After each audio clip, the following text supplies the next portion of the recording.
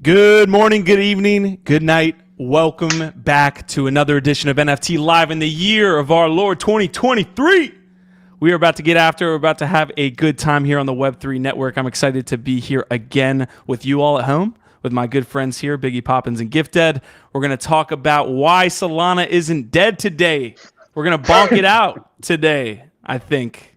Anyways, good to have you guys here in the chat, our Vibe, our tribe. We're excited for another year with you all, excited for the bull to be back. I'm excited to have you guys back. Biggie, how are you doing today, my man? I'm doing great, man. Finally made it home. I got rugged by Southwest for like a week in San Francisco. And don't get me wrong, I love San Fran, but it was gray and drizzly and rainy and fucking sucked, dude. I was like, I want to get home. So I'm glad, dude. I'm glad to be with you all. Let's get to it, man. Let's get it. Gifted in his black hoodie here again today. New year, new Gifted. It's not all black, bro. I mean, you got the reverse tie-dye effect going on. Ooh. I'm just, happy to be here with y'all, all of y'all, especially you, though, Biggie Poppins and Nifty Q, our Vibe, our tribe. It's 2023. You know what?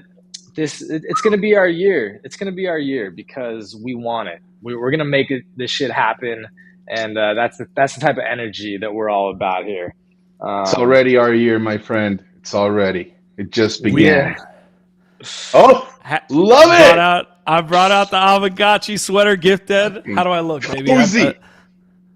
I love it. It's a little past the holidays, but I'm just gonna rock it because I got it late. No, I'm just gonna rock it. Really nice. Yeah. I mean, you look like. What? Come on, say how you feel. Still no gotchis, huh, Gif? Dude, you look like you're going to a tea party. That's what it is. You look like you're about to eat some crumpets at a tea party with a bunch of old women. That's what it looks like. Sounds like great company. Folks, we are just getting started here today. We are going to touch on the stories here today. We got Trump NFTs down 80% from all-time highs there. Going to talk on a little bit of the other side that all that dropped right as the holidays kind of hit and we took a little bit of a week break. It felt like a year, don't get me wrong, but we are back to talk a little bit about the other side. And then mostly it's going to be about Solana kind of coming back here and any other stories you want us to hit. We're not going to be super structured today. It's our first day back in the year of 2023. So we're going to keep it pretty loose and we're going to talk about the things happening in the space today. Biggie, I'm sorry we didn't get to hang out in El Paso too, man. That I was really looking forward to eating some nice Mexican food with you, my man. Fucking rugged, man. Rugged. Totally fucking rugged. It sucks, dude. We'll make it happen, I'm sure you'll be back, so we'll make it happen for sure, dude. Man, I have a question for you guys and the rest of y'all in the chat. Did any of you go fucking ham like I did with all the open editions being dropped? I went berserk. I just saw Manifold open edition and I was like, click, click, click, click, click. I have not been. I mean, what did you get that you're excited about, or all of them? I mean, NFA, there's too many, and in no particular reason, honestly. It's just straight up degen gambling. I mean, yes, there were a couple of reputable names that dropped a little bit of alpha, like this will have some functionality, or who knows, yes or no. I figured, man, this could be one of those narratives later on down the year where it's remember all those open editions and during Christmas 2022. So I just went a little ham, honestly. NFA, you don't need to look at my wallet, it's not pretty, but I sent you this link. Pull this up because I think this is the context for what Biggie's talking about. Basically, Manifold put out a couple of days ago that you have a very limited amount of time as an artist in order to mint a token, and then that will secure royalties. Is that it? I think this has to do with the OpenSea code and the whole royalties battle, right? Yeah, definitely. I'm not sure if that was in effect the motivation. I think it was just more the Christmas spirit. There's DJs still, hanging around their computers, and artists kind of maybe want to reward some of their biggest collectors, right? Like some people did some interesting stuff where you could like burn some past like artwork for a new one. Others, like again, like hinted at like future functionality. Regardless, I think it was smart, right? Like it's like we've always talked about like gifting NFTs maybe to other people to onboard them. Most of them were just free claims, pay gas, right? We'll see. I'll let you know if anything turns into something, right? But I think it was a very smart move by creators to take advantage of, because I think, and I'm just calling it out right now, but next year, it's going to be crazy. I think a lot more people are going to do it. So we'll see. Well, you mentioned that there are some really legit artists that have been doing this. A couple that I know, I've been slow on this. I haven't been, picking a bunch of them up, but a couple artists that I know that have done it are Logic. So Julian Gilliam Logic, who's an amazing artist. He's doing one right now, or was. I don't know if it's still open. And then Farah. Farah is another awesome artist that I know that is doing one. Also, Sabet right now has his originals. Yeah. Have you claimed yours? I haven't claimed mine yet. Yeah, definitely. Claimed them immediately. I got like a little bit of FOMO because some of them are like, time, like they have like a certain timer where you have to claim or participate. And since I was fucking doing nothing in rainy ass San Francisco, well, let's degen on Manifold. Yeah. Well, but the context there is, I believe it's for any Sabet holder. So I think if you have any Sabet NFT right now, you have access to this new collection called the Originals, which is, there's an interesting story behind it. We don't have to go, we're not going to go far down that rabbit hole, but there's some contention between the Crypto Moris and Sabet around the IP of that skull character. And so Sabet eventually decided, after some other stuff that happened that we won't get into, he eventually decided he's going to launch his own free collection for his collectors called the Originals, using that skull that is of his original artwork. It's similar to the Crypto Mori skull, but it's his own IP. So it's interesting, but the point is, the alpha is, if you have a Sabet NFT, you should be able to get a free claim. All right, I see you guys in the chat. We're going to get to you in just a second. I'm looking to put some links up as well for the Manifold stuff that we're mentioning now. I didn't get any open editions. I almost got rugged, and then Mike Finch, a friend of the channel who's been on NFT Live multiple times, saved me. I took my computer, my laptop that has my MetaMask, with me to El Paso, but I did not take my hardware wallet, and therefore I did not get to claim the fucking WAGMI United jersey that we've been talking about for 6 fucking months. Are you shitting me, Q? Dude! But apparently, like you mentioned it before you left on your trip. I remember you asked me if I claimed it, and I was like, man, I'm being lazy. No, he got his Avagochi sweater. He's good. I did have to do that. Actually, it looks pretty swag, so I'm going to be okay with it. But apparently I degened with Mike Finch as well. I didn't know this, but I had bought another WAGMI United NFT when we were like super FOMOing into it, and he actually claimed a jersey for me. So hopefully we will all be wearing our WAGMI United squiggle jerseys at one point in the near future. Thank you, Mike Finch, for that. And thank you guys for showing up here today on NFT Live. Leave a like. It does help us get the word out about what we want to do in 2023, which is be one of the best networks in the entire Web3 and NFT space. We want to bring you the alpha, we want to bring you the news, we want to bring you the good vibes. And that can only start with you hitting that like button. It can't go anywhere. We'll literally be stuck right here if you don't do it. So Prodigy is saying OVOT, Q is a sus NFT player. Don't let him buy Alluvium or Alluvials on Alluvium. Winebags is saying, yo, Happy New Year. Llama's saying Happy New Year, our vibe, our chart. We got a lot of Happy New Year's coming through. Squashman, Nox Darkness, DJ Wisdom, yo fam, what's up in the DGen sandbox?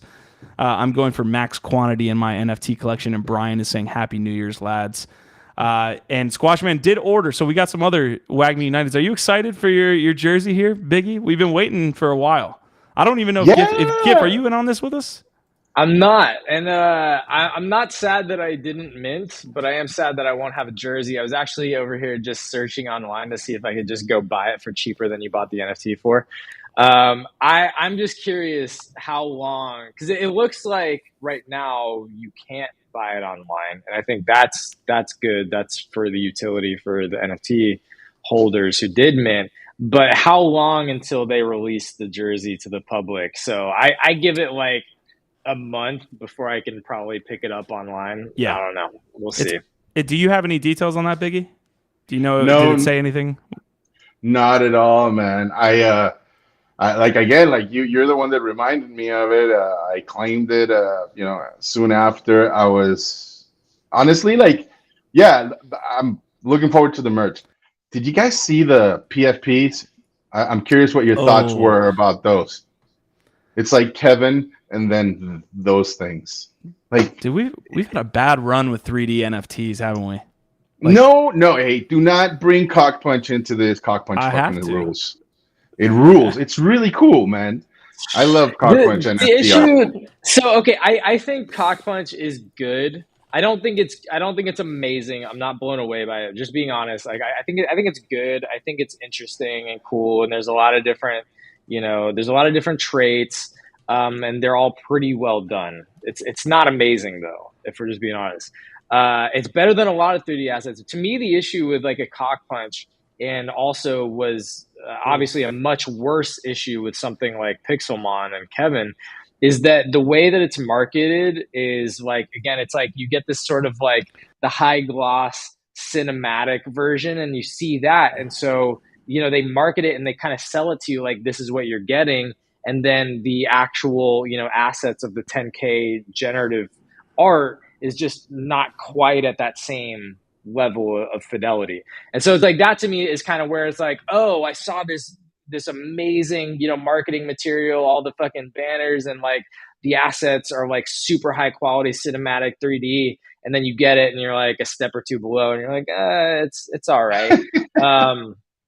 But it's that expectation that is set in your head that then makes it feel like a little bit of a letdown. But it's still pretty good. It's still pretty good. I think comparative.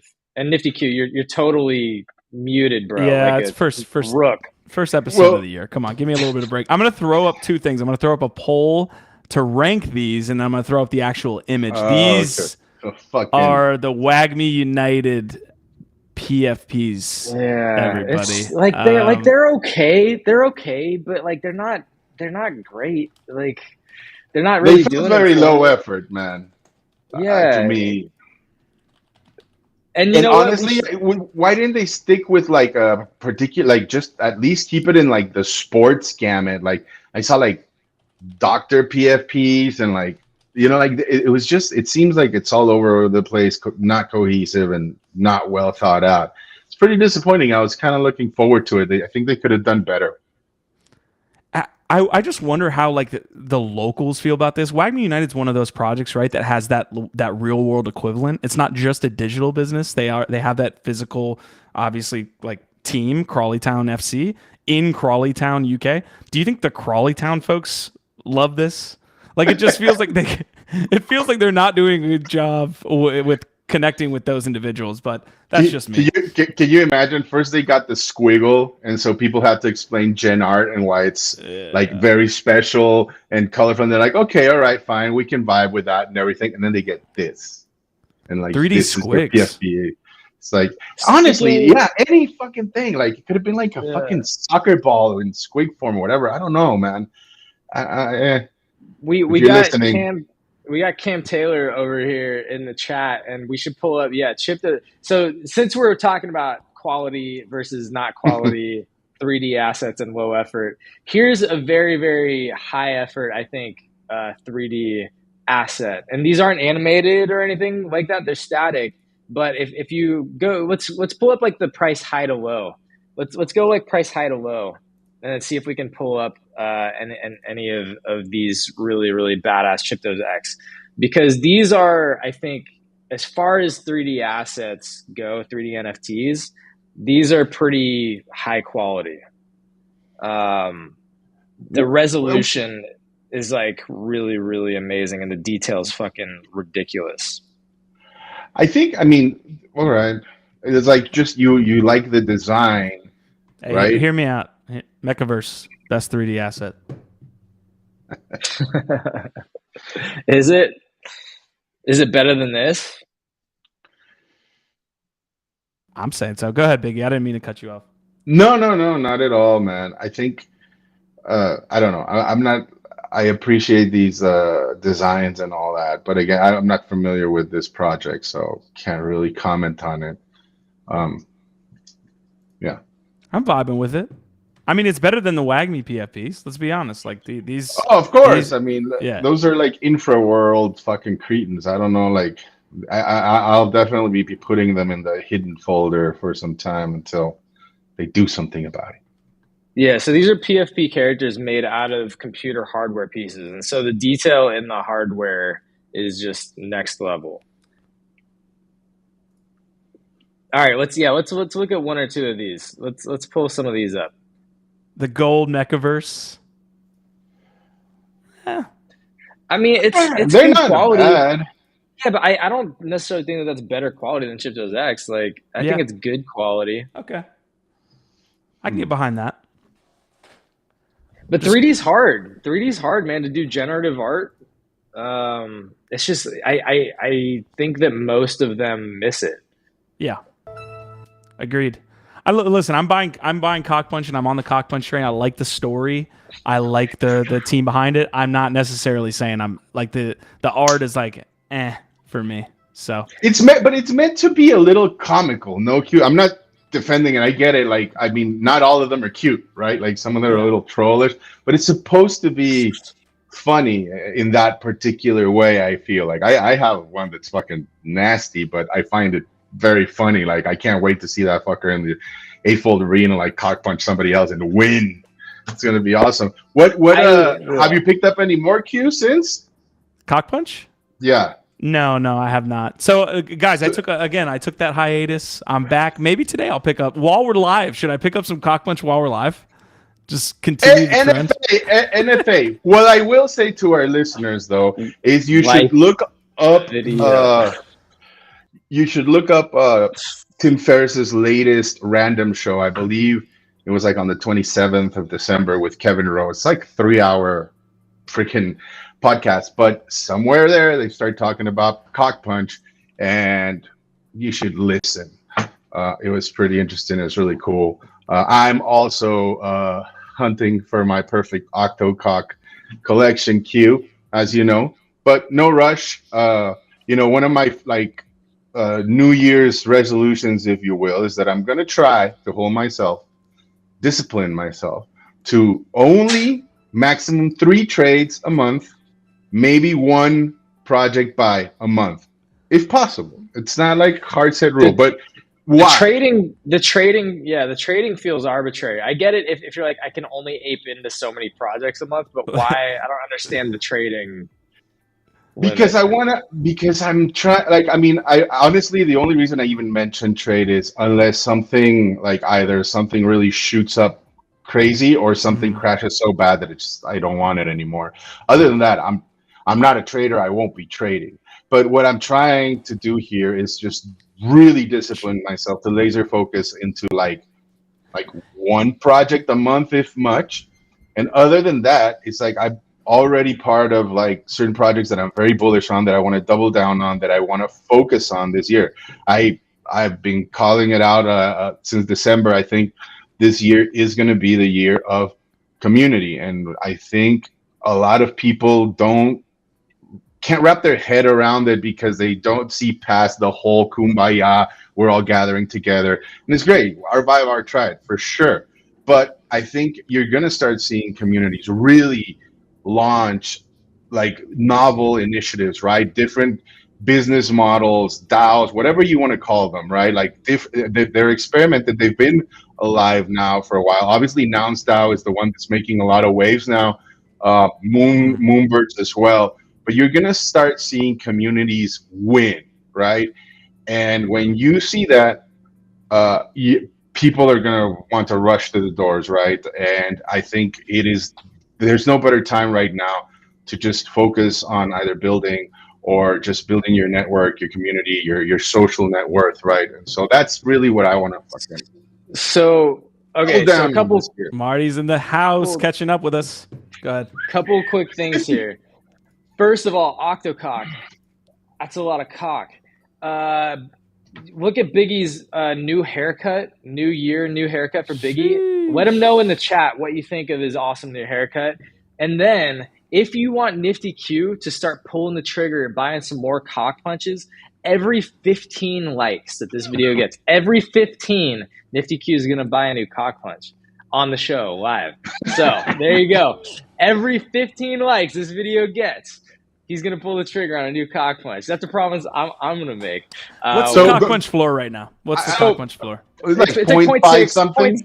0.6, 0.7. Yeah, it's not nothing. So wait, but all right. Moving on to big, bold, epic 2023 predictions, because that's what the people want to know about. And Biggie's already talking about he thinks communities are going to start to stand out and win. Before we talk about my prediction here, I will also add to that. I think one of the things that I was thinking is I'm very, very bullish on the communities that are attached to well-funded DAOs. And so ApeCoin DAO, I think, is a great example. Nouns DAO. I just found, we just found out on GM Web3 yesterday, Chromie Squiggles, there's actually a really massive DAO, like hugely, big wallet, lots of funds. And that honestly means more engagement, more interest, more opportunities to build. So these projects that have managed to establish a DAO successfully and are well-funded, still have ETH, still have liquidity, I'm incredibly bullish on those types of projects and the communities attached to those. All right, just jumping on that too, because we covered that at the end of 2022. We said the funding slowed down back half of the year, and we're going to continue to be in a bear market. Although we see some bullish trends, that means the teams with funding currently not trying to get funding, not doing all these things to potentially raise money. If they have a revenue source, which Nouns DAO has, as well as their big ass treasury, that, to your point, we're at the point in the cycle where it's like we have to look at projects with like large treasuries and things that are gonna, be here. They're the ones that can keep building, right? Yeah. And survive, and will definitely be here in the future. That. And just an outlier that's like maybe like its funding or its treasury wasn't highlighted as much, but did really well with Project Penguins, right? Where somebody came in, bought the IP, and it's been doing really cool reshuffling going on in the community that's skyrocketed the price, right? We'll see if they can maintain it. But I think you're going to see a lot of acquisitions, right, of certain projects that, like you said, maybe they don't have the funding, but they have a strong community. A lot of builders, you're going to see other projects maybe come in, swoop in and buy that and try to like resuscitate it. So real quick on that, I have to share. Tell us about your gains, Giff. One of my wins. Oh, you pudgy mother. So there wasn't a lot of wins for me over the holidays in Web3 other than like ApeCoin holding strong, the ape staking. How about that? Okay, like again, I'm not going to go off on this tangent. We'll talk more about it later, I'm sure. But like we talked ad nauseum about how important ApeCoin staking is for the larger space. If it's successful, it's a really, really big deal. If it failed, it was also a big deal. The fact that it's going as well as it is, we'll talk more about it, but I think is actually a massive story. So just watching ApeCoin doing its thing, like starting to, get some gains from that, see that coming in, that was one win. The other one is that a couple months ago on GM Web3, when Lil Pudgy's, the expansion project, Lil Pudgy's hit a floor and then started to pump a little bit, I called it and I told people, hey, not financial advice, I'm buying a few more Lil Pudgy's at this point because I think that it has a lot of potential. It's tied into this ecosystem and the Pudgy Penguins have been doing well. So I flipped 3 Lil Pudgy's over the break. Yeah. So between like 1 to 1.5 ETH on some little pudgies. So you know what? That's one that we called on the show. If you're paying attention, maybe you got in on that one too. It's always great to call out the wins and the things that we're getting right. For sure. I don't know about anything that we've ever said that's wrong, but definitely the wins. It's great to call that out. All right, let's get to the predictions. Keep the predictions conversation going, because I want to share one of my biggest ones for the year, which we had the tweet for. But basically, I think that generative art has been getting a lot of traction. The foundation has kind of been laid. A lot of people are starting to get more acquainted with it. It's been, over the last year or a couple of years, this more like innovators, edgy sort of art movement. And I think this year it has the chance to mature into a mainstream phenomenon.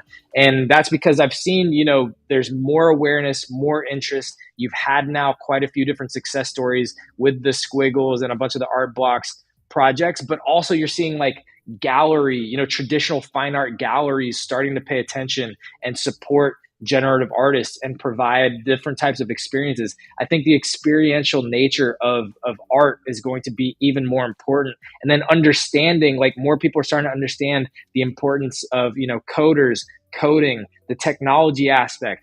I just think that this year, generative art is going to have a big, big moment, even bigger than what we saw in 2022 and 2021. And I think that platforms like FX Hash and art blocks that are supporting these communities of generative artists are going to be massive winners. So that's one of my and agree. 100% up and to the right, GIF. Especially the experiential realm, I really want to see people iterate on that front, and I think we're going to get some fireworks next time around. Agreed. It feels like all the people in the know are definitely like pushing generative art, saying that that's in their collections. You know what I mean? Like that's where the innovators are. I agree with that. Well, that's where some of the most interesting experimental art has been happening. And I think people are starting to appreciate it more because, again, it's like you have to plant the seeds and you have to set the table and create that level of awareness, education, and understanding for something like this. And I think that that's reaching a tipping point. I think people are starting to get like, oh, what's this gen art thing? What's this generative art thing? Like, what is it? But now people are starting, it's like, oh, it's code. Like coders are creating art through code, and it creates these amazing different interactive dynamic artworks that can be displayed in reactive different ways and do all these different things. And so I think that interest is now there, and the awareness and understanding is in a place that it can take that next step. So I'd be curious though, Biggie, I know you went out to Marfa. You've been kind of tapped in now to art blocks specifically, but are there any other specific artists? So I called out Kim Asendorf, who's one that, Jiwa has come on GM Web3, talked about multiple different times as like a really innovative, sort of like a leader in the generative art movement, somebody that you can go pick up pieces on Tezos for still relatively cheap. There's a collection called Reading a Book that I think the floor is like 270 Tez. It's not that expensive, but it's amazing. So like Kim Asendorf is one person that I know. FX Hash Art Blocks those are platforms that I know. Are there any specific artists or platforms innovating or creating cool shit in the generative art space that you think people should pay attention to? Yeah, definitely. I really think that you should look at Tender. I know you're big on Tezos, GIF. You should look into maybe purchasing a Tendered pass. You should look it up. They've done some really great collaborative drops with some of the biggest names in Tezos generative art. And this year, they're also planning to launch some stuff on Ethereum. I think it is a sleeper and it is a deal right now, not financial advice. And I think I equate it to something like a GM DAO that hasn't really pumped yet or people haven't paid attention to. But if you go into the Discord, you see the people that are interacting there. Some pretty well-known names, serious generative art collectors, really great art. So that's the platform that I would name out. And I mean, as far as artists that are accessible, not really, man. Like I'm really laser focused on like obviously art blocks, mostly. I obviously for my Tezos Alpha, I really rely on Tender. And then also, I mean, I'm a big William Mapan and Yazid fan. Like, those are the two artists that I'm trying to collect more of right now. Some of them you can still get at reasonable prices. Maybe not Mapan, but Yazid. Share some of these links so we can pull some of this stuff up. I think Love it. So Yeah. I think we talked about the tender passes at one point, and it looked interesting. So if you can find that link again, I might actually want to get one, because if I understand, that's one of those where you buy the single sort of pass NFT, and then sporadically they're basically airdropping you, badass artists and badass NFTs. Like, is it like one a month or something? No, I think they are trying to pick up the pace of like their drops, but the way it works is that you basically have a pass and then they'll announce it on their Discord. And right now at the moment, like, you still have to opt in to be able to mint, but you have pretty much a guaranteed mint. I think like it's like there's one caveat, like if it's like an artist that just decides he wants to do a very low serial drop or something like that, then you'll be entered into a raffle. But regardless, I think the access to the Discord itself is like really valuable for the conversation. Outside of Proof, I think it's the best one I've found. I've heard great things about GM DAO, but I'm not a part of that one. I thought we were past the Discord access meta for NFTs. I thought that was really a thing of the past. No, hell no, man. But yeah, I think Tender is one of those that it behooves you if you're looking into, if you're bullish on Gen Art. It's gonna do some good stuff this year. I'm looking forward to it. Go up to Q. Go click on drops at the top, and then click on coming soon. Right there, coming soon. So yeah, this, you can see some of the different artists that they've got planned, and like this looks like good quality generative art and shit like that. Like I need to dig further into this, but yeah, if you're basically getting free access to a bunch of these awesome drops, it's, the floor is pretty expensive now. It's like 1,000 plus TES or something. So this is really? Not cheap.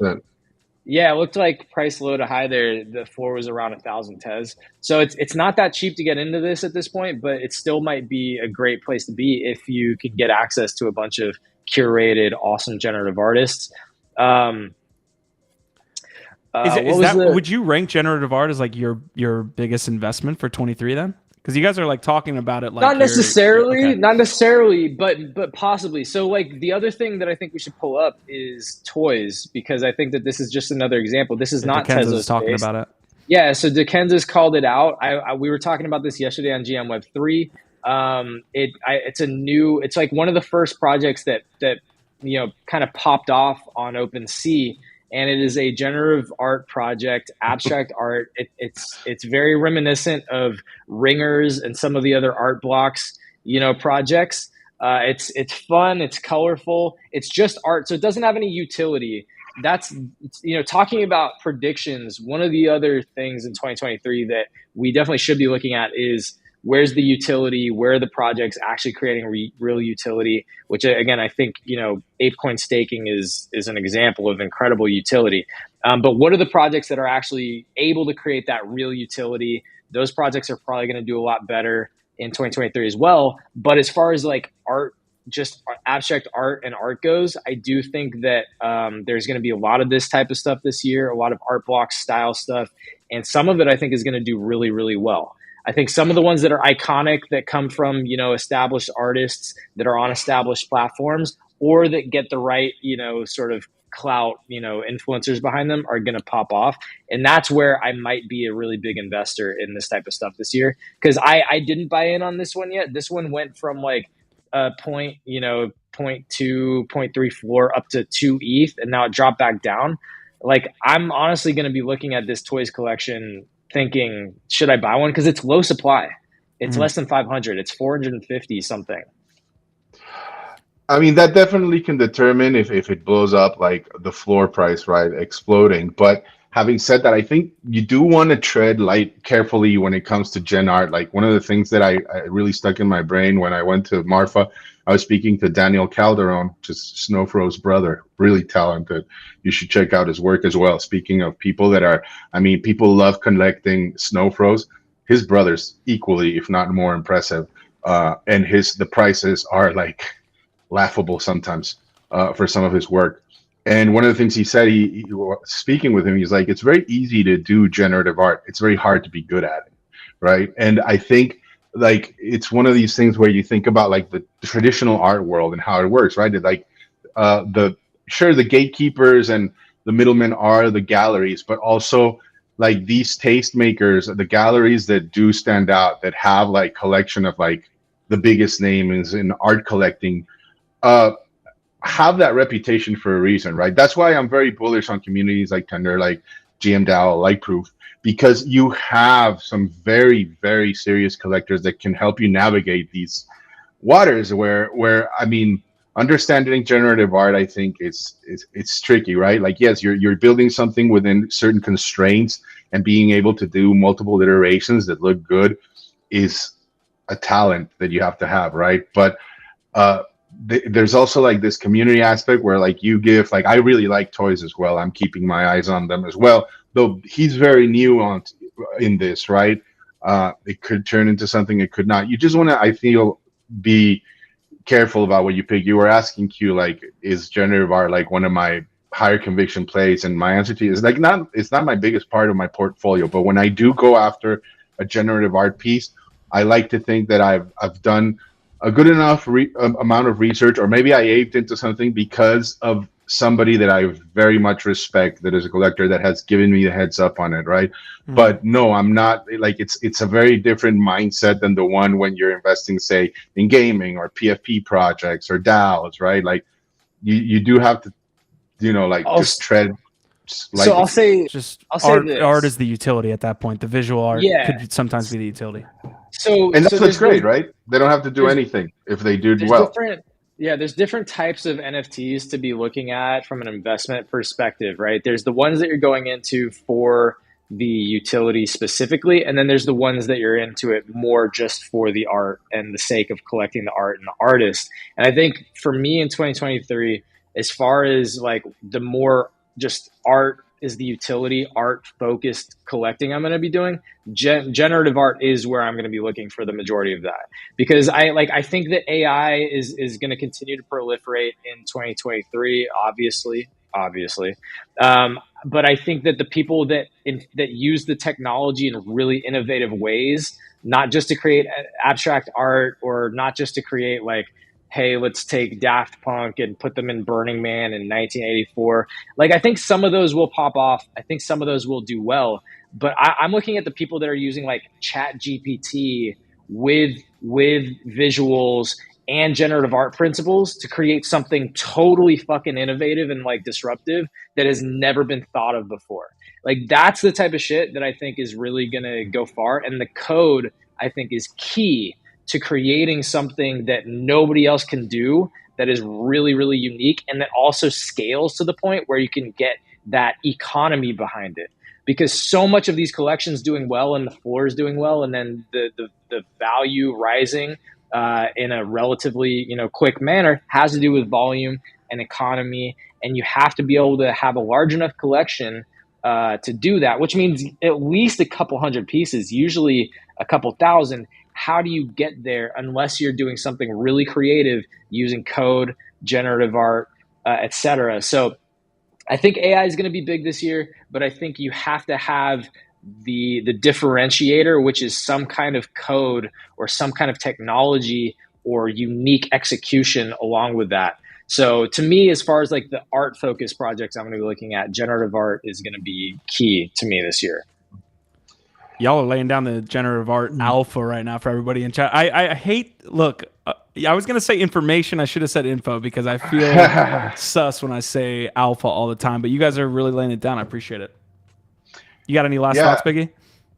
No, I agree with everything Giff is saying. I think it's like the sure bet, right? It's like a brand new canvas and like, first mover advantage, right? If you're talented. And I think if you look at previous like art moments of innovation, right, whether it's the cubists, right, or You know, it's a minute, it's a small club, right? And right now you have the opportunity to take part and to collect before everybody else rushes through the door.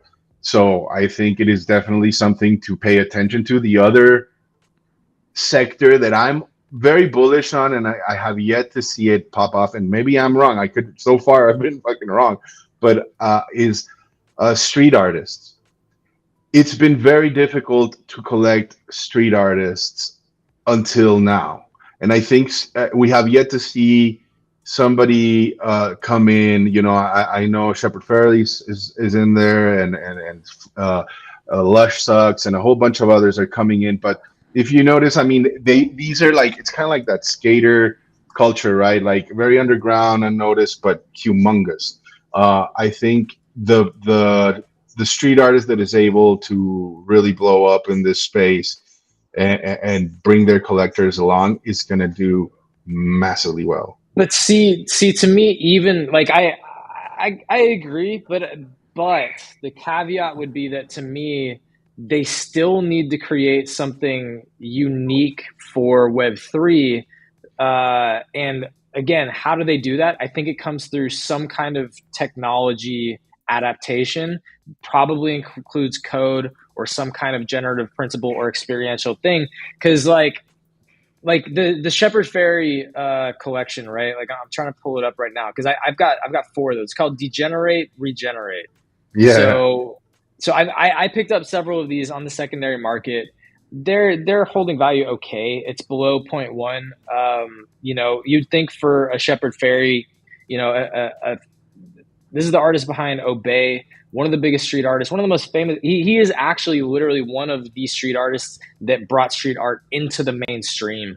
So one of the biggest street artists in the world, and the collection is only 7,400 pieces, and it's actually good quality. Like it's cool one-of-one art pieces, but they're not really doing much without some kind of utility.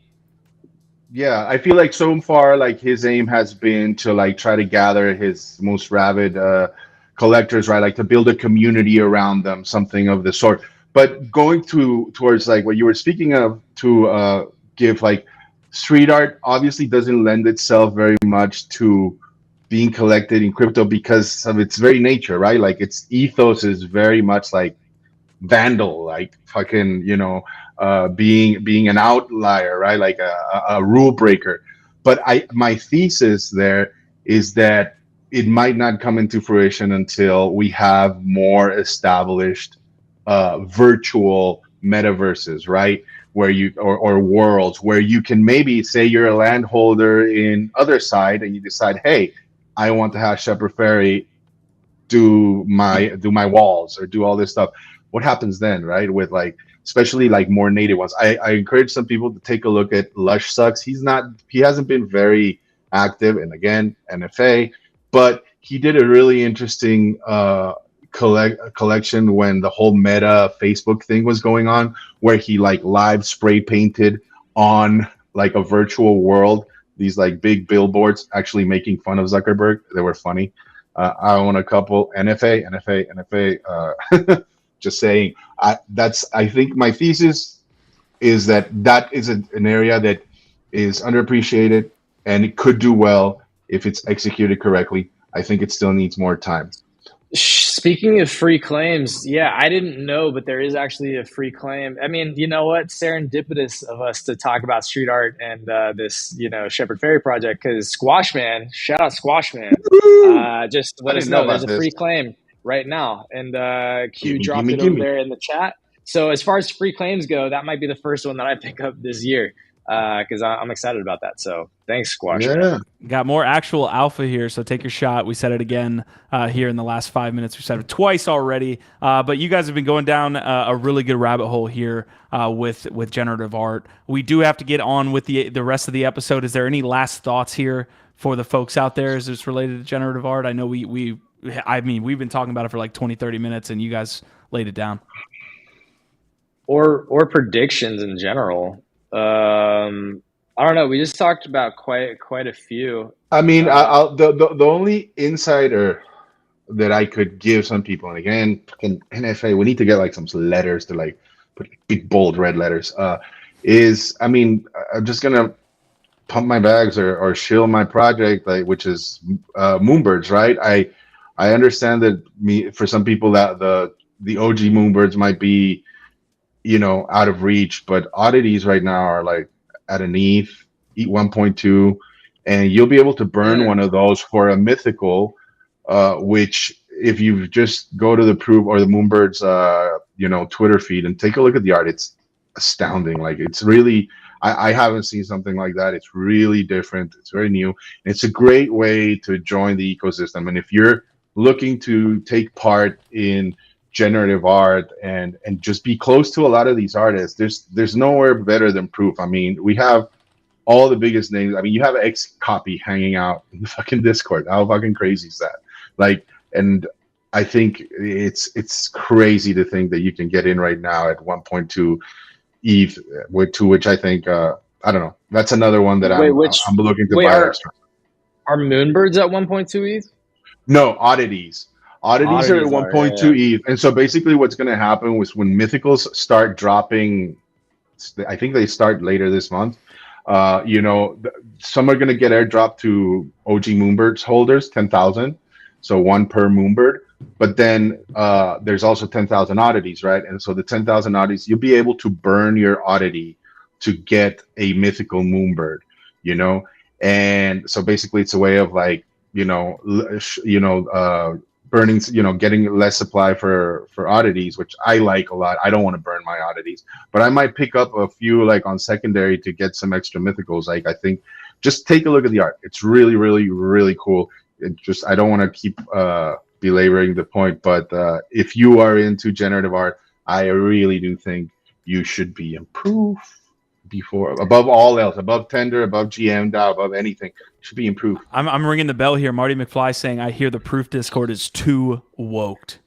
Oh, fucking yeah! I've heard that too. I've heard it's woke as fuck, bro. I can't be hanging out in there. All right, I do have to like respond to this because I know where you got that little bitch ass comment and the bitch ass person that said that. Whoa. Marty's turning over a new leaf. Easy. Marty, you're right. No. It's honestly like, it's not. You can talk about anything you want to prove. People are really open-minded. It just had to do with a little event of a particular member that, let's just put it this way. Anytime he's speaking in there, the vibes are not so cool. It's just always like trying to be a contrarian or poke buttons all the time. It's annoying. And so he got, he got checked a little bit and he got butthurt. But all I can tell you is if you look at his comments on Twitter and you look at his comments on Discord, they are two completely separate fucking people. The man's. Are we gonna say who this is? Are we gonna air this out? Like, no. I'd rather say it in person and fucking put him in a stranglehold. Wow, this is aggressive energy right here. You know what? It's true. Like, hey, GIF, I told you, I'm doubling down on community, man. And I think, I'm all for free speech. I'm all for talking anything, right? But when you're just deliberately trying to be a dickbag, I do think like fucking what do you call it? Street justice is it's the right way. It's the right way, GIF. Like I really do believe justice. Yo, I'll take back my fucking beat him with that katana back there, like just the shinai. Actually, it's not a katana. I'm just happy. I'm not your enemy yet. I'm not in your crosshairs. He said, "Yeah." I want to keep you. I want to keep you as a friend, Biggie. That's all I'm saying. All right, real quick to wrap up this chat because we do have to move on. I'm Jacob. It's going to be a quick episode here. Sure. Santino, we see all of you guys in chat, by the way, but Santino had a question to kind of wrap up.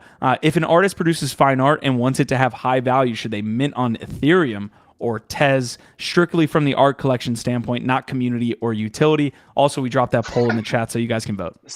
So traditionally Ethereum is where you would go for the higher end NFT collectors and the bigger audience. Though there are now quite a few generative art collections and different collections that have generated a lot of volume and value on Tez. So I think Tez is an option worth considering if it suits your other needs and the community needs. So like I would look at those different things, but traditionally Ethereum is still sort of the high end place that a lot of collectors will stay and want to look to for the high end acquisitions. The one other thing, like Sarah just coming in here being nice, first of all, about the sweater. Sarah Script is the nicest person in the world, and that was nice of you to, you know, gas him up like that. But the one other point that I wanted to make on predictions before we like wrap up. You need a goatee in your life, Giff. You really do. You really do. You need a goatee in your life. Like you're missing out. What did you say earlier on the show? How did you pronounce Avagachi? Agachi or goatee? Avaguchi. Well, that's Avaguchi right there, right? That's Avaguchi. Just so the one other thing that I wanted to say on predictions on that front is that I think that the other place to be looking for some decent wins this year is to start going back to those 2021 collections that are underrated and undervalued and beat down right now. And if you can be tapped into the better collections and knowing the ones that have developments, or try and pay attention to like which 2021 collections are really undervalued that are still building, I think that you can find some wins. That's kind of what happened with Lil Pudgy's, right? Like I was paying attention. I thought it was undervalued. It was kind of like an older ecosystem with an established community. And I made, you know, a good win there, picking up a couple of them. I think that some of the bigger 2021 collections, or even just the lesser known but high quality ones, are going to do all right. Yeah, we're bringing up the list here. This is on 7-day time frames here. We could zoom out to 30 days as well. But yeah, we're seeing a little bit of a pick back up in a lot of the PFP collections in the space. So it's good to feel like we hit a bottom. There's not much else that can fucking blow up in this space, although I hold my tongue. Because that's like a huge jinx I just put on it, but it does feel like not much more can happen at this point. It's like full capitulation. Have you been following the Winklevoss the Genesis? Genesis stuff? Yeah. I thought that got disproven though. I thought they were basically saying they were solvent. That's not the issue. Well, okay, so yeah. I think the issue is that they are not solvent and they're trying to figure it out. But the longer that it takes, the more likely it is that DCG has to start to liquidate its Bitcoin holdings, which, as we all know, the entire space is impacted when Bitcoin is impacted. So here's the quick like context on this.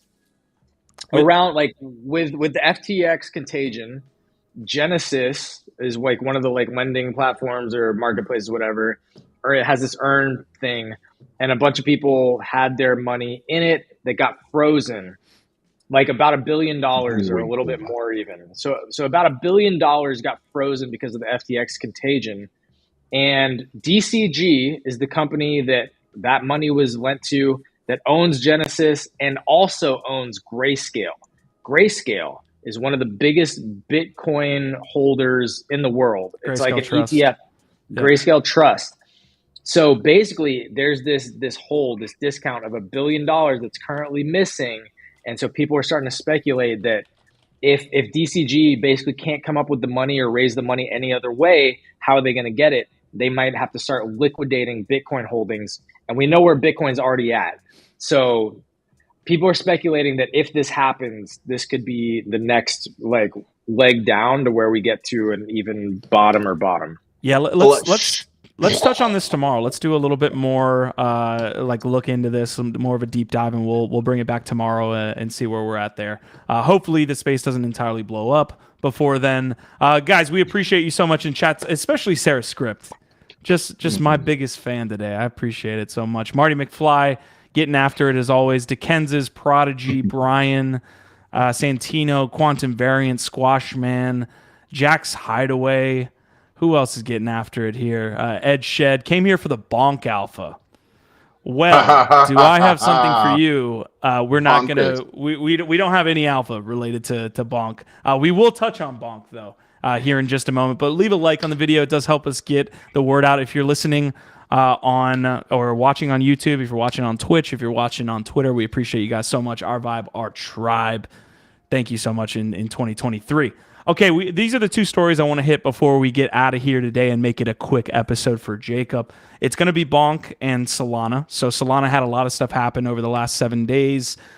Utes making their move to Polygon there, which was obviously negative sentiment and the narrative of Solana dying. And then we had BONK kind of come out of the woodwork. We also had the Solana token kind of finding a price floor as well. Around that $8-9 area. I know a lot of people were saying $10 is the kind of like floor there. We're going to see some stability there, and I think it's around $13 now. So have we reached the bottom on Solana? I think all of us kind of believe that Solana is going to be good long term, but in the short term, in this next 6 month to a year time frame, is Solana kind of at a point where it can just start doing things again and not feel like it's been they've been beat up for a while for like I can't remember the exact first domino for Solana, but it would be probably FTX, this initial FTX stuff. Was there something that happened before FTX that led to Jeffrey the giraffe? No, that honestly going to be one of the better projects. Let's bury that giraffe. Toys R Us. But so we'll touch on that. Do we want to hit that story, or do we want to hit Yuga Labs coming out with that trailer first? Which one do we want to hit? No, let's hit the first one. Okay. Yuga Labs. I mean, in that respect, I just have 2 points. Yuga Labs.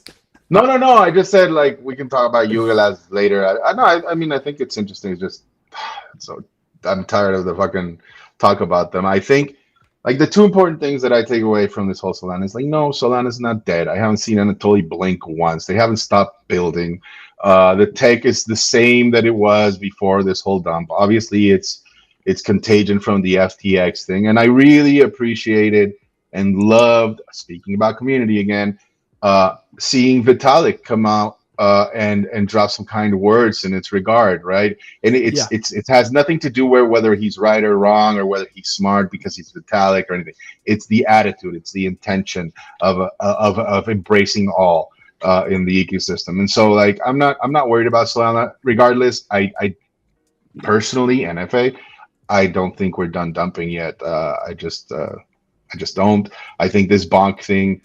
It's a bit of a desperate narrative when I first heard it, especially like calling it the Doge of Solana. It's like, come on. First of all, you're nowhere near the, top 10 market cap, and people are a little bit wiser to these things. I think it's a lot of hopium. I'm not partaking in it. I care not for it one bit.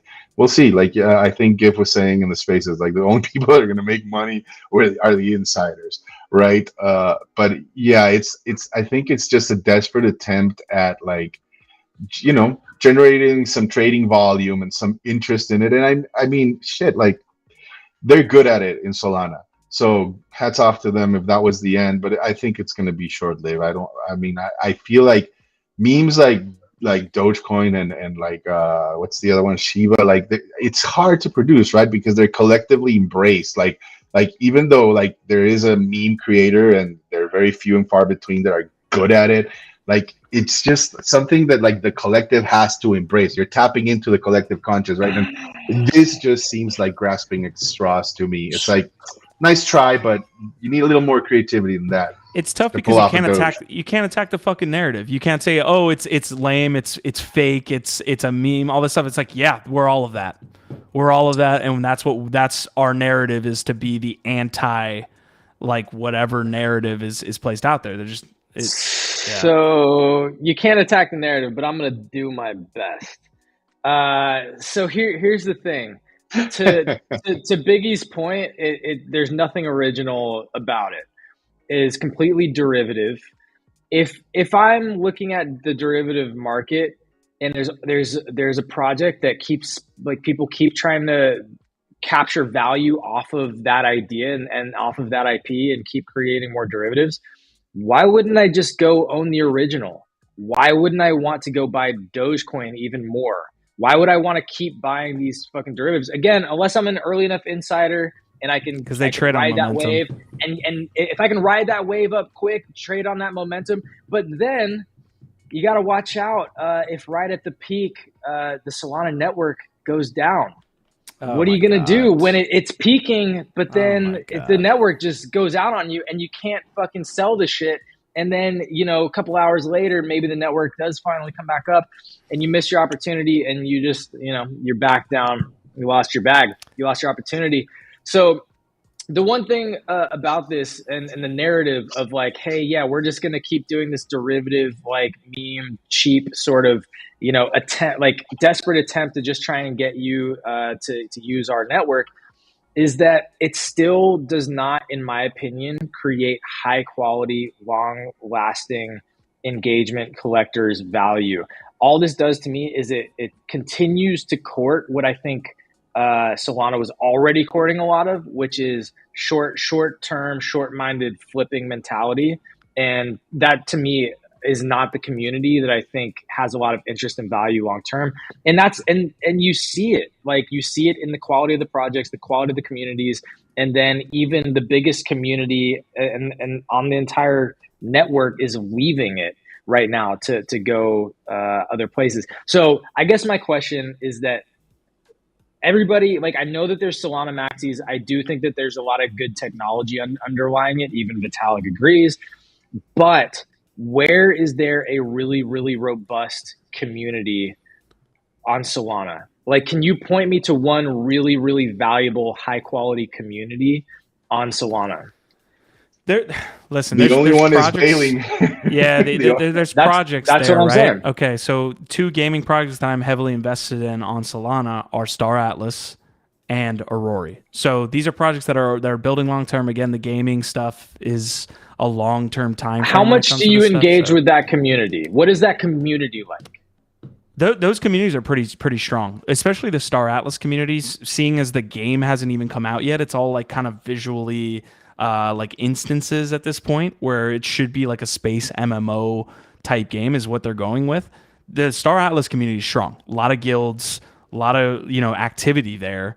So that community is strong, but it's insular. It's insular. I don't know how much they interact with the rest of the chain, if that crosses over into other games.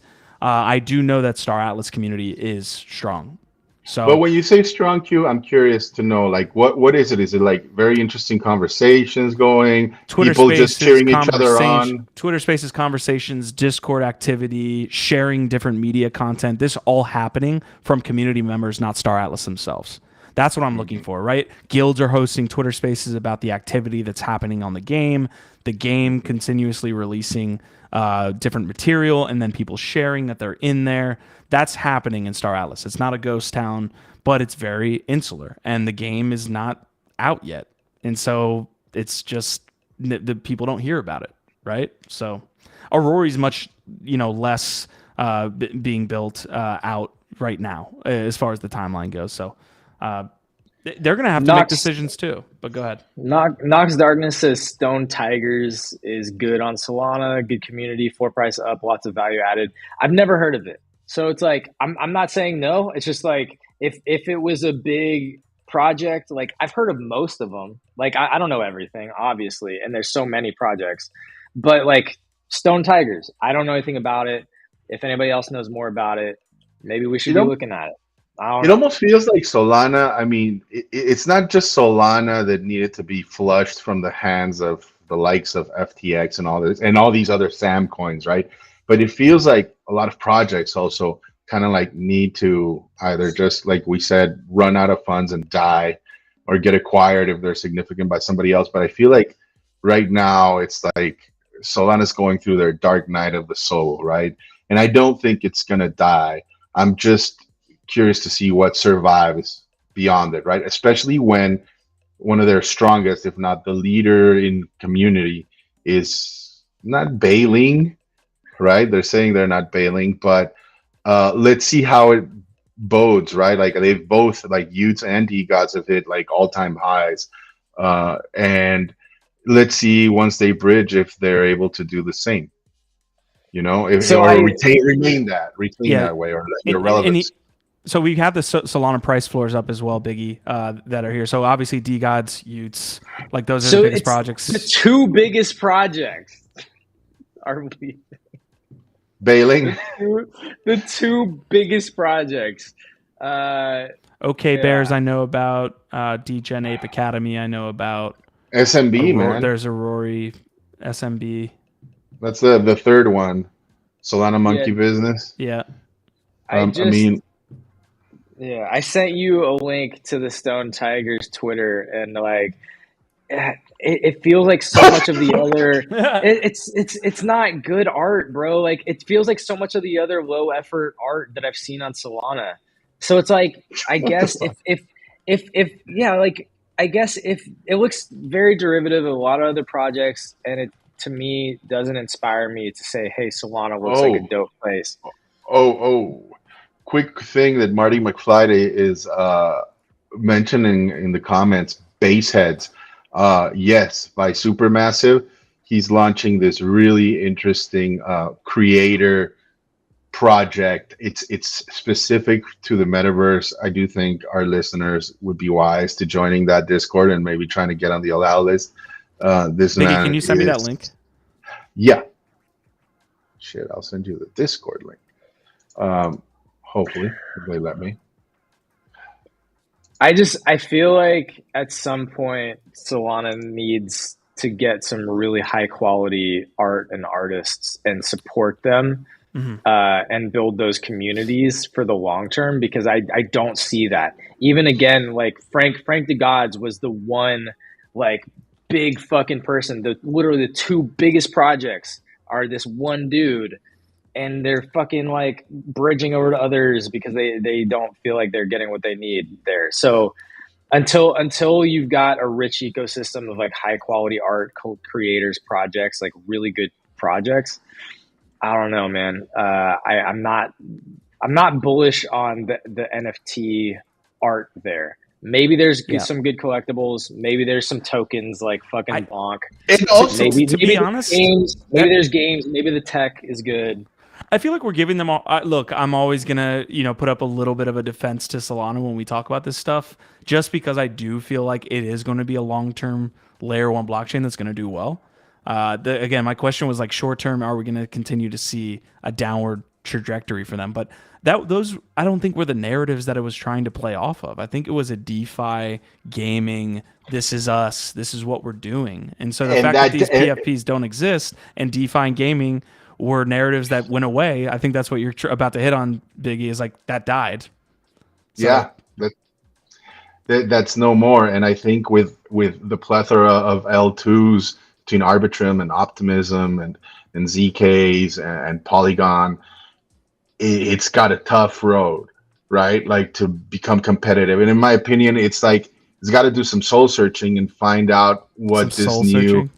Yeah, like I do think like you have to find like this narrative. Like look at Tezos, right? Like I mean, Tezos for all intents and purposes isn't the greatest blockchain in the world, but its users have like stood behind it and embraced it in this very from this very particular lens, right? And it's almost like informing.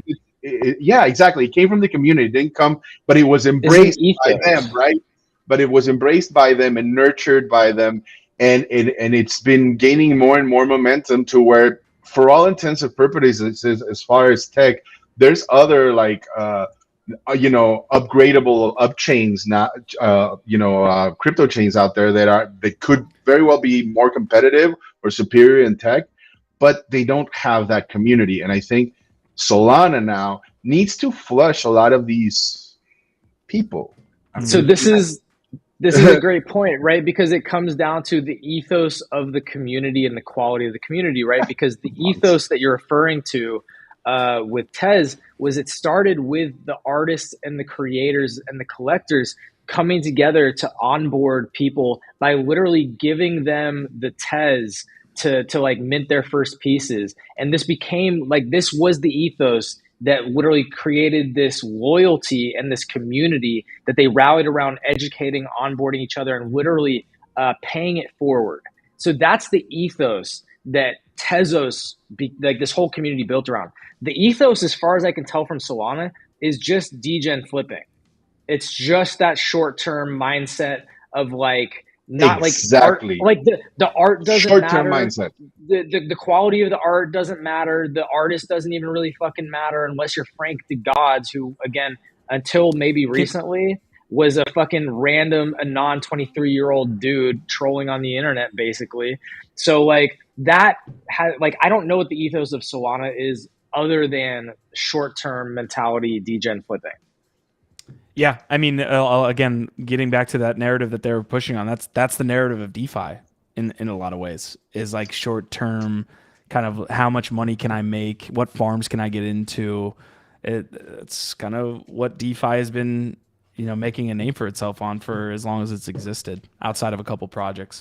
I'm going to play the quick video from Frank DeGods to the Solana community saying how much he appreciates them and where they're headed, which is going to be Polygon, folks. So I'm going to play this video real quick and we'll come right back.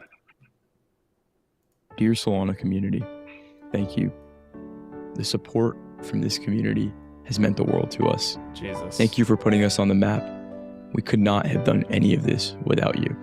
We've come to the realization that in order to grow, we need to explore new opportunities. We believe that now is the time to take a calculated risk and embark on a new journey. After all, the biggest risk is not taking one. So that's why today we are excited to announce that DeGods, Utes, and Dust will be bridging onto new blockchains. Utes will be moving to Polygon, DeGods to Ethereum, and Dust will be bridged to both Polygon and Ethereum. The bridges will be live in late Q1 2023. You thought I forgot about the points? You will be able to spend your points on minting NFTs that go through our brand new NFT Accelerator Launchpad program. More details on how to apply in January. And the roadmaps are coming early January. Oh, and Merry Christmas. Thank God. Finally, the roadmaps are coming. Weinbag said what I was feeling. Which I have Me such too, a bad Weinbags. taste in my mouth from all this shit. Dude, like that was so cringe. That was very bad. Like literally, it looks like he fucking put that shit together in iMovie when he was buzzed on fucking Christmas Eve, and basically it was just like, while he was saying yeah, like, well, he was clearly like trying his hardest to sound earnest, and like he fucking was like being like really like, thank you so much, Solana community. We appreciate, like, you put us on the map. Like almost doing like a Nick Cage impression. That was fucking horrendous. And I don't know, man. Like, yeah, like if I was a Utes holder and I was moving to Polygon versus Ethereum, I'd be like, wait, what the fuck? And then you understand, oh, Dust is going to both. And wait, oh, so this whole thing is just now a ploy to increase their ecosystem across the Ethereum network as well, and try and get you to keep fucking aping in and buying more and minting more of their shit. Like, I have to say, as far as like manipulating people through all the different levers that you can pull in Web3, Frank DeGods is a fucking genius on that level. But also he's a fucking sociopath. Like, this is the type of shit that, like, I honestly sometimes wish that I had no conscience, that I could just put out a fucking video like this, you know, and do whatever the fuck I want without actually thinking long term. Every step of the way, even from the whole, like, we're going 0% royalties, like when they got tipped off by Magic Eden, and then they changed it back a week or two later. Every step of the way has been, to me, completely about him, about themselves, about making money, about increasing their own profile and their own money. And I don't see how any of the moves that they've been making necessarily have been like really valuable or good for the community per se. And I'm not in it, so like, please correct me if I'm wrong, but one anecdote that I know from a friend that tried to get into the Utes using the Dust and all that shit, using their coin, basically it was a horrible experience. They ended up losing a bunch of money trying to bridge their crypto into Dust, then didn't even get a mint. So they ended up losing basically $500 without even getting a mint trying to use their Dust minting. So that's the type of shit that is like the collateral damage for all of this confusion and like just changing everything all the time that I've seen. I don't know what the positive benefit is unless you did get in on an early mint somehow and you've actually seen some floor price increase. I think a lot of people probably feel kind of gross too, but I don't know. So Q1 late 2023 or late Q1 2023 is when this bridge is happening. There's a lot of stuff that goes along with that, as you just mentioned. Bridging is not like the most user-friendly thing. A lot of bridges get hacked because essentially what you have to do is supply something in the middle between two of these blockchains. Like for the Dust transaction, for example, there has to be some type of like liquidity there that makes it, happen. So bridges have been attacked for, I think, up to 600 million was the Axie Infinity Ronin blockchain hack. When they were looking to bridge people onto and from Ethereum to Ronin, there was that huge hack. So there's a lot of things to be going on with just doing the actual physical bridge. The other thing I will say is we haven't got confirmation, because what I think is happening here is that the Solana NFTs are still existing. There is not going to be a burn with this bridge. I think what you're doing is like signaling that you own the NFT and therefore getting the NFT on Ethereum or getting the NFT on Polygon. Yeah, kind of like a pre-mint thing where you confirm that you own it on Solana and then you get to mint something on Ethereum. Which leads to the question of what happens to the NFTs on Solana. Do they still exist? We've seen this happen with CryptoPunks where there's a version 1, version 2.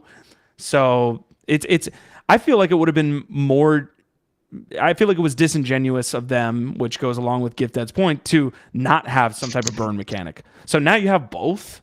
Like if you're really truly moving, fucking move it. I have a burn mechanic where you're getting the NFT on the other side.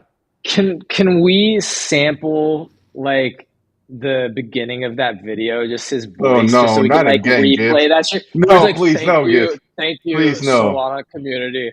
Like, I would love to have that ready that we could fucking sample. But also, like, somebody pointed out the music was ridiculous. It was horrendous. Dear Solana community. Thank you. Thank you. Community. Can we just take that? Thank you for putting us on the map. But also, the other part of this is like, is he doing like, it's either Nick Cage or like his Elizabeth Holmes impression, where it's like he's trying to be like, if I lower my voice an extra octave, people are gonna believe me more. Like, dude, that's it's so cringe. Yeah. Anyway, sorry, I got lost in that video. You got lost. Well, that was his whole point. Well, for all intents and purposes, though, it will be an interesting experiment to just track, right? To see, because it is, I feel like, one of the first like big, notorious NFT projects doing like a cross-chain thing, especially on the back of the hairy back of this crash from Solana. I mean, I can't help but think like maybe Anatoly's a little bit happy, right? And he's like, yes, please go fuck around on another chain. I just want to see how successful it's going to be on Ethereum, right? Like competing with the likes of, apes and everything else. Can we pull up Jack's Hideaway's quote if we didn't already? He says, I was talking to a Solana dev who said, to market to Solana users, you've got to dumb it down to teach them. They're all pretty stupid here. Pretty much. I can't wait till Solana has this massive comeback so I can just rub it in Gift's face every morning. I think Solana as a token is going to be here and do fine. I am feeling less and less bullish the way that it's going for NFT art on Solana. Again, maybe collectibles, maybe ERC 20 tokens, maybe NFT games are the way for Solana. I feel like the art, NFT art is just awful there. I feel like it's yes. So look, if I'm making the comparison, do I think Solana competes at all with Tezos, with Ethereum, and all of that stuff on the PFP and art side? No. I look at Solana and I say Wax. I say Binance Chain. I say all of these, which I'm sure probably rubs the Solana folks a little bit in a little bit of way because they like to compare themselves to Ethereum. But if you look at it, this is what your chain looks like. It looks like a Binance. It looks like a Wax, where it's more not even. Yeah, it works. It works. It's a lot shittier. It goes down every other month. Like your whole fucking thesis was TPS, and you can't even get that right. And I get it. Like somebody mentioned here, there's a lot of initiatives looking to to improve upon that, and I'm sure they will get a handle of it. Like I do believe that the dev team on Solana are top notch, and that's why it'll succeed. But the people building on top of it, that whole thing needs to get flushed. It needs to get flushed from all these fucking short-term thinkers, like Gif said. And I still think there's still too many of them trying to do these BONK Coin bullshit things that it is like, please just lose all your money already so that we can move on, right? Like, so I want to bring all we need to see. One last thing about BONK here. Here's the distribution. Again, this kind of just happened, over the last couple, days. But it looks like a 50% airdrop is going again to the community. So you can see the different pieces here. Early contributors, 40 Solana NFT collections, Solana artists and collectors, some developers, and then obviously some are going to the DAO and the team. I do think, for what it's worth, I don't know how they sustain liquidity and how this came to be. Again, like why does BONK Coin over another, bullshit coin happen? This is a little bit of a liquidity influx for the people that are on Solana. If you got dropped Solana token or BONK Coin because you're collecting multiple projects, you're probably doing pretty well. So it's a little bit of a win for the ecosystem.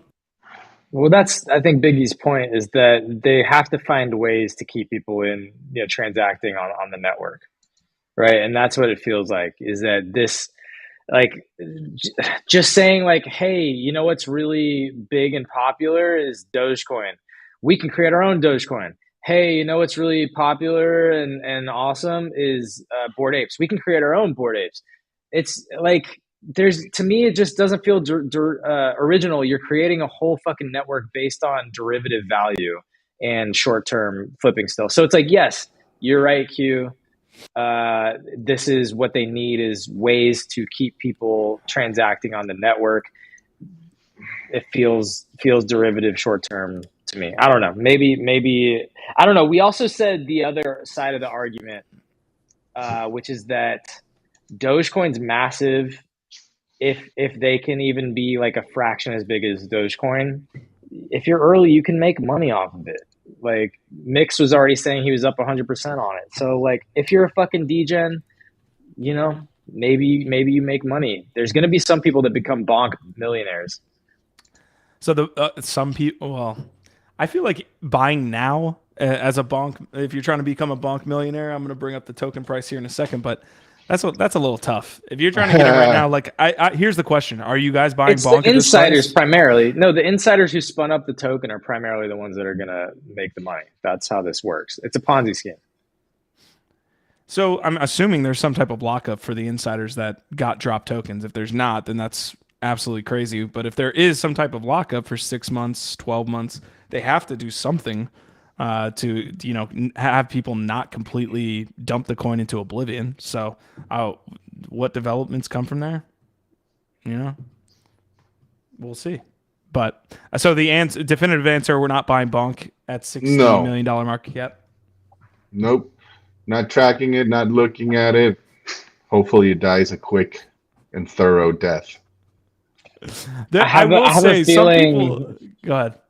Well, okay, not financial advice. I have a feeling this is going to be one of those things that like we talk about for a little bit, don't take seriously, and then like a month or two from now, we're like, dude, we should have fucking bought BONK.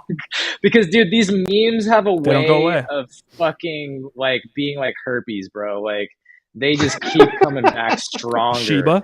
Shiba's still alive, kicking. Anything that has to do with the Shiba. So I'm not gonna lie, I'm not buying it right now. Yeah, but I might watch it. You know what I mean? I might be just into watching GIF. Okay, giving it a little bit of side eye for now. But somebody giving side eye to BONK right now is Ben Armstrong, BitBoy. If you don't think it's possible SBF Alameda is behind BONK, you're intellectually dishonest. Oof. Oh wow. Yeah, that's all I'm going to say about that. Okay. All right. We're finishing up the episode soon, Jacob. I promise. We have one last story, which is going to be ApeCoin staying around $4. A lot of it having to do with a lot of the releases from the Otherside. So we're going to watch this Otherside release trailer, the first in-game footage that we've actually seen of any substance. Wait, released, so we're waiting till the very end for this? I feel like we should lead off a show with this. Welcome to the Yuga Labs channel. We only talk about Yuga Labs Ape Coin and why we're not poor, I guess. I don't know. What?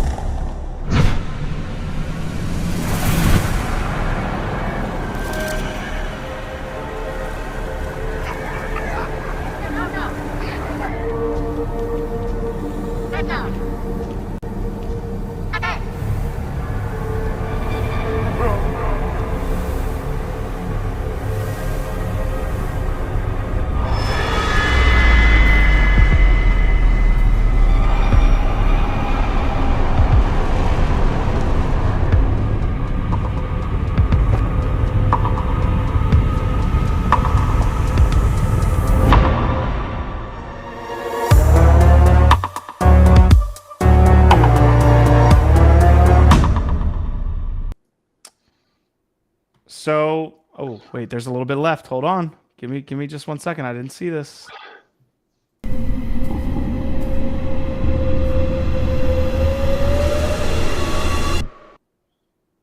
Ooh.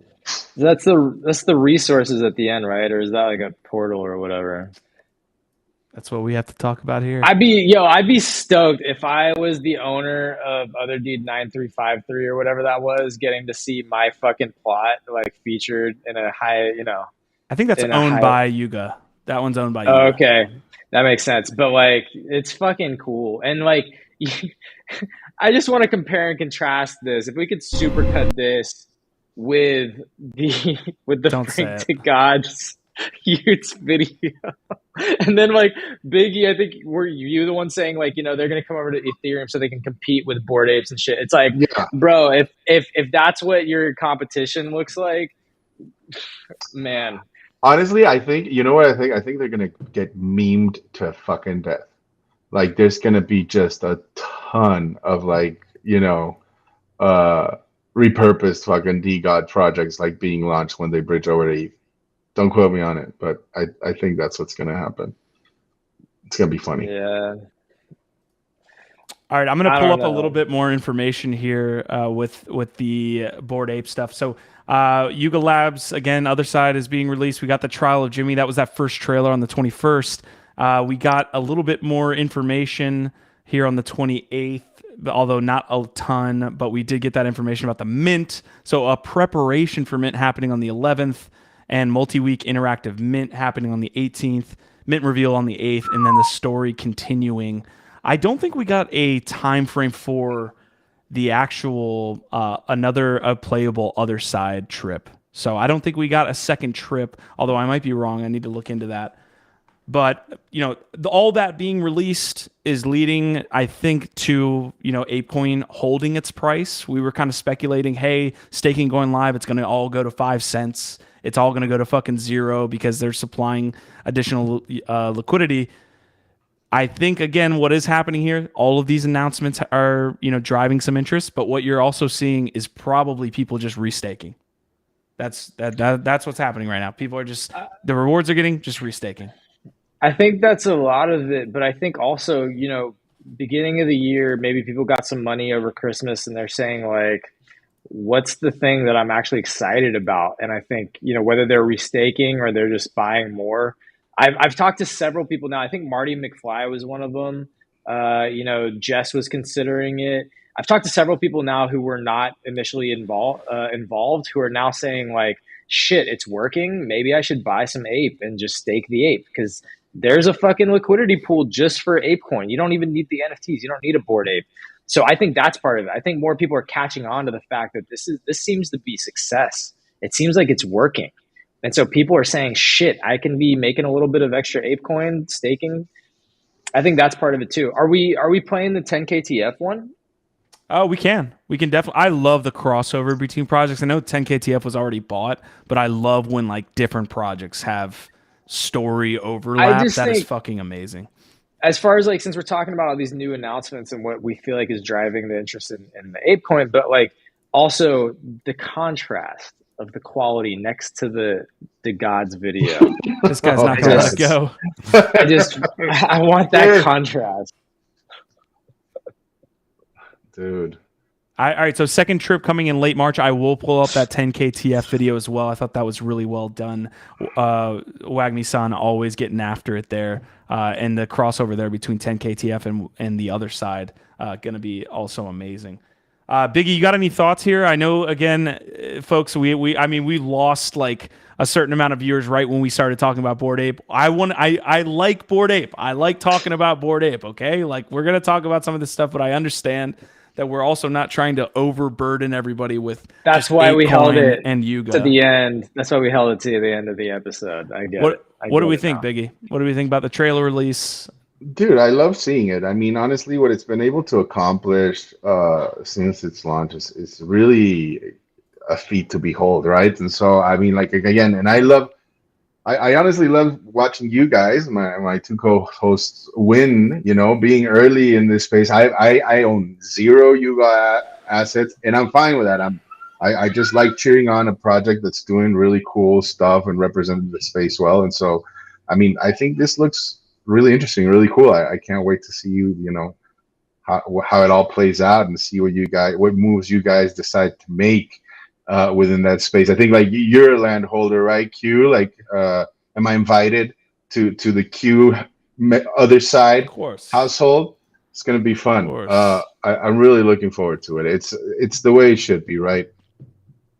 Yeah, absolutely. Other than that, let's watch the WAGMI United trailer and come back, or not WAGMI, no, WAGMI-san trailer. Sorry, I've got PTSD. Here we go. Not the WAGMI.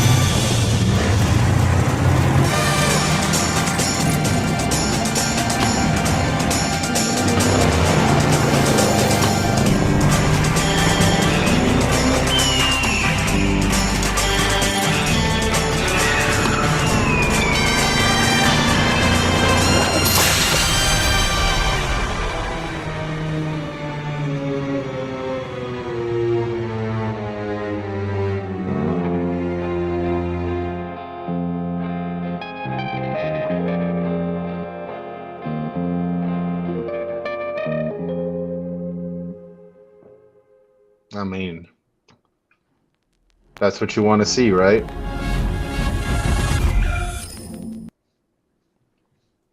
It's really good quality. I mean, the storytelling, the cinematic, you know, effects. I don't know, man. I was in an ApeCoin DAO Twitter Spaces. It amazes me because people all want to get like talk about ApeCoin DAO and all that stuff, and then I'm in the Twitter Spaces just like randomly join. I don't go to these things every week. There's like 40 people in there, you know, and I think it was like a smaller kind of meeting, maybe not the primary ApeCoin DAO Twitter Spaces, but it's amazing to me how many people are actually involved in these DAO things and how many people are just kind of, you know, talking about them. But there was a proposal that the guy was talking about of $200K a month, or maybe $200K a year, which ApeCoin DAO is a shit ton of money, obviously, from the treasury being an ApeCoin.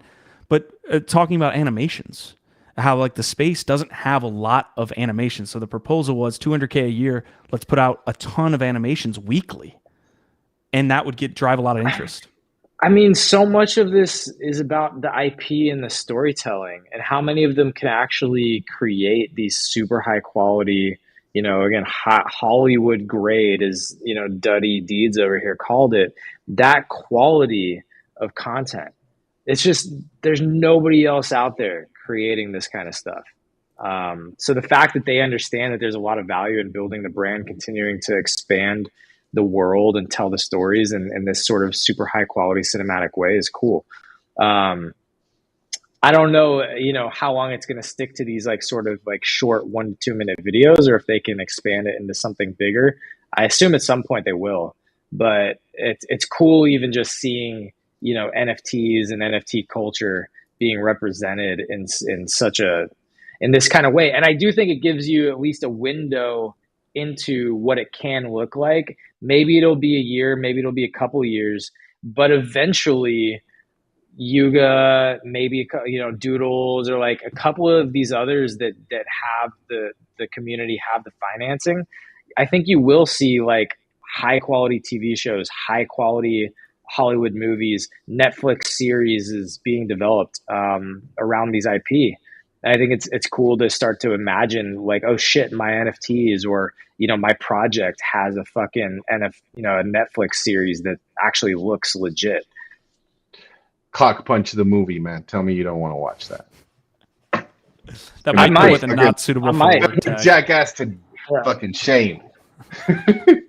A couple details here in the Yuga Labs news site about the second trip and about everything that's going on. Customizable avatars will not be ready for the second trip, but there's a fun solution for those who want to enter with an NFT. Stay tuned for details. Also, there's going to be flying, so a little bit looks like we'll be able to experience the other side a little bit more. Otherside is a harsh place. It turns out we're not alone. Traversing the desert of a Bone Deed, Curtis Blue, and Voyager discover a glowing, pulsing stone. So that's the stone you were mentioning, GIF. Beginning in Q1 of 2023 and continuing throughout the year, a series of activations will be coming online, introducing users to some of the other inhabitants of Otherside. This is an important milestone in the Voyager's journey. There will be ways to follow and play along. Some of these experiences will occur inside Otherside, others on interactive site-based experiences designed to help you build up your arsenal of entitlements before the Otherside launches broadly. This goes back to what we were talking about earlier with that trailer release. I think a lot of this mint upcoming is not going to be other characters. My guess, it's going to be items. It's going to be item-based for your apes in the other side, or for your characters in the other side. So that's my big kind of prediction here. As the other side gets set to launch, we're going to see a lot more items that are eventually going to be traded on a Yuga Labs marketplace. So that just kind of builds out their world. We all know about the avatars and items narrative that we've been preaching for gaming for a while. Short episode, Jacob. Short episode. When you start with a 30-minute in-depth discussion on generative art, you know it's going to be short. Look, this shit's exciting, man. It's exciting to see what's possible with NFTs, because that's what Yuga Labs and Bored Apes have been doing. They've been leading the innovation and really setting a standard. I'm really excited to see that they're moving forward full speed ahead in 2023.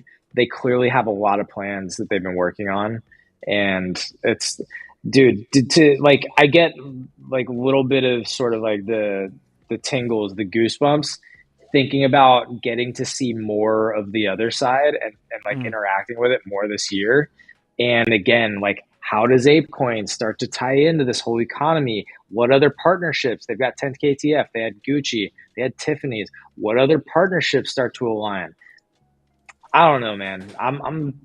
It makes me fucking excited, because they're really setting a high bar for what NFTs can be.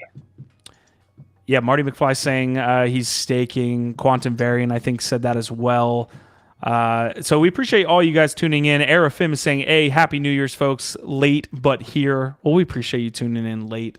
We appreciate everybody that's tuning in here each day to talk NFTs, talk Web3 with us, not just Bored Ape Yacht Club, not just ApeCoin. We left it for the end. We were talking generative art. We were talking DeGods and Utes with that amazing video and their bridge to Polygon and Ethereum. So we hit a lot of stuff today, fellas, in the first episode of 23. Any last thoughts before we get up out of here? New Year's resolutions to keep NFT Live shorter for Jacob in 2023. We'll start working on that tomorrow, though. Listen, we got to work harder in 23. So, Jacob, we might go longer. We'll see. We have to guess. We have to talk about this. Biggie, any last thoughts? Lovely first episode. I can't wait to tomorrow and the day after and the rest of this year. I think it's going to be an interesting one for sure. Thanks for having me. Awesome, fellas. All right. I did get a comment there about codas. So that we got a little bit of a talk there or a little bit of a scene there with a coda. It looks like they're kind of like guides in that ecosystem or universe, whatever you want to call it. So we'll continue to ask what the fuck is a coda until they drop a little bit more information. Also, we will continue to put out these episodes. We'll be here tomorrow. Thank you guys so much for tuning in. Before we get up out of here and I have to take off this sweater, please leave a like on today's episode. It does help us get it out. If you watch us on Twitch, if you watch us on Twitter, on YouTube, guys, we just appreciate you so much. Hopefully we can, and I'm quoting Gifted here, continue to add to this tribe in 2023. We're excited to experience it with y'all and have some more wins. We got to have some wins, man. I love it. I'm hoping it for all of you guys out there. Last thing, man, let me someone give me some filler. I have one last thing that I want to hit on. I will say that, yeah, I'm very, very excited to be back here for another year with the tribe, our vibe, our tribe, and people like Biggie Poppins that are becoming regulars on the show. Excited to have more. If you're out there, if you're, one of our friends in the community, part of this tribe, and you want to come on the show, there's an open invite to the friends. It's really easy. We just send you a link. As long as you've got a decent mic and an internet connection, we can make it work. Obviously, video, a good, decent camera helps, but like we can even throw up a PFP if you want to come on and talk to us. So just know that like we want to get more people on the show, and we love people like Biggie and Sarah Script, who came on recently. Jessica Yatrovsky, Ronan. Oh my gosh. Just looking for more of these conversations with y'all and to be having even more people join in. Thank you for that, Gifted. Yeah, we want you guys to come in here. If again, we could throw up the PFP. Just make sure it's not a Yuga or a DeGod. But again, all right, guys, we will be here tomorrow. Last thing I want to say, Damar Hamlin, prayers to that young man who I hope he's doing well. For all the last news we got was that he was in critical condition but stable. So we will see what happens with Damar Hamlin. But again, prayers to him. Hopefully he has a speedy recovery. That was a crazy moment last night. So prayers up to you, my man. And guys, we will be here tomorrow. Our vibe, our tribe. That's it. Later.